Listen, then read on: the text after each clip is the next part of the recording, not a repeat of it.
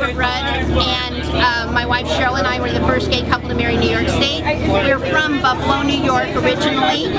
We're from Arizona, but we're transplants, so we love the city. Currently we're in Charlotte, North Carolina, somewhere, in the insanity of the Democratic caucus and the Democratic fray here. I'm here as the governor's at-large delegate, so for me, always, it's about gay issues. I'm not a one-issue person. Until I get my equality passed, I sort of am. So it's an honor, and it's very exciting for me to travel and speak about the issue across the country. One of the things that we pointed out to people, we spoke in a room full of about 500 people and said, anybody whose relationship has changed in the last year because Cheryl and I got married, please stand up. And no one stood up. And we said, that's the point. Your marriage doesn't affect anybody else. Our marriage doesn't affect you. Americans are getting this. The conversations are taking place everywhere. They take place in the grocery store, in the vegetable section, waiting to cash out with your groceries. It takes place at the car dealership. It takes place while you're waiting to pay your taxes.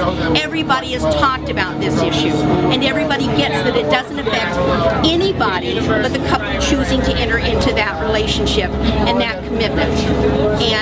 And I think that the President has been exceptional at addressing the issue of this being a civil protection.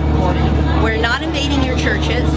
We never have been able to. We never will be able to, nor would we want to. So for us, this is just about a civil protection, just about the right to protect ourselves, our property, our assets, our retirement, our children, and all the things you guys have heard me say a bazillion times now. And people get that.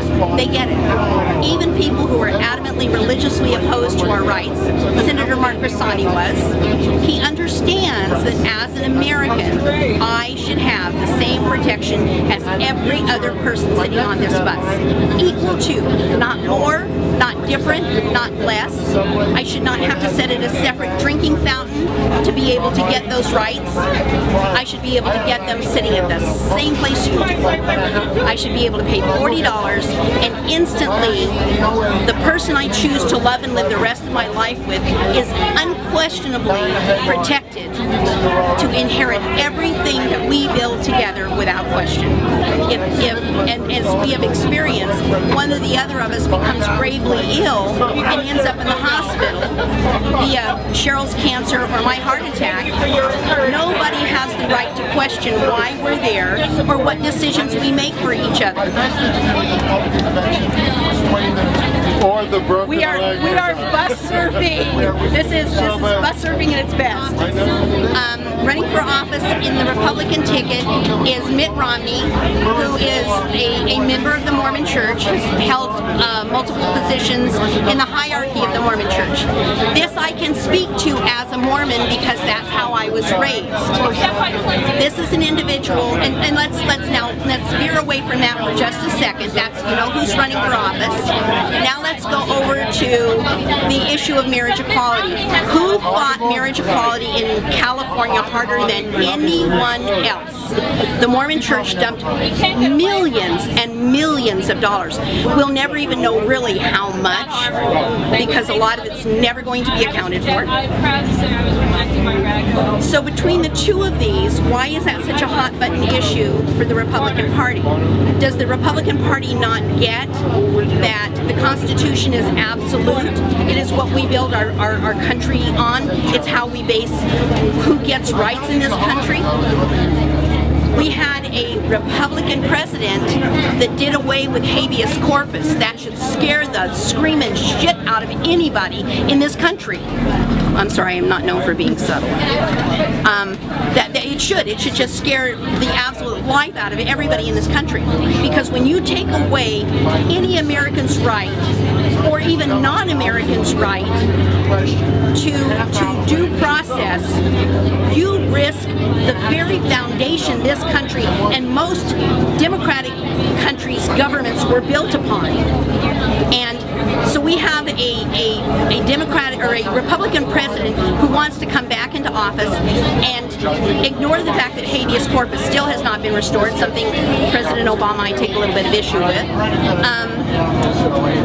But he also wants to now determine that I, as a gay American, can be denied rights, and question whether or not the rights of other minority individuals are up to question. So are we actually going to step backwards in this? This should frighten people. This should frighten every African American. It should frighten every Hispanic, Latino in this country.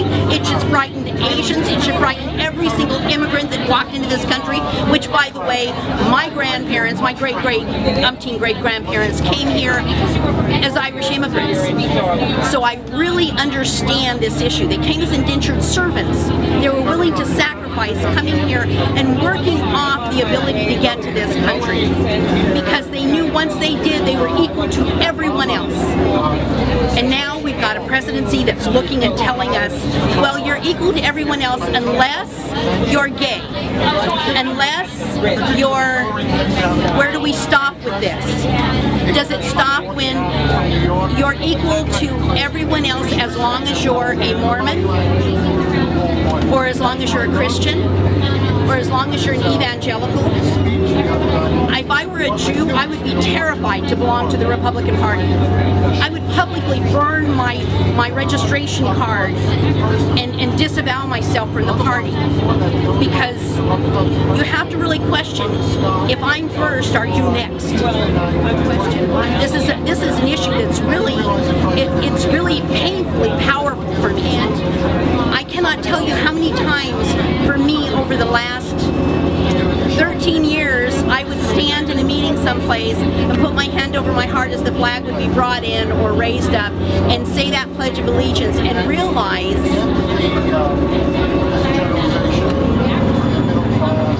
with liberty and justice for all didn't apply to me. It didn't apply to my family. It didn't apply to thousands of families that I know that are good people, that own their homes, work in their communities, volunteer, raise their children,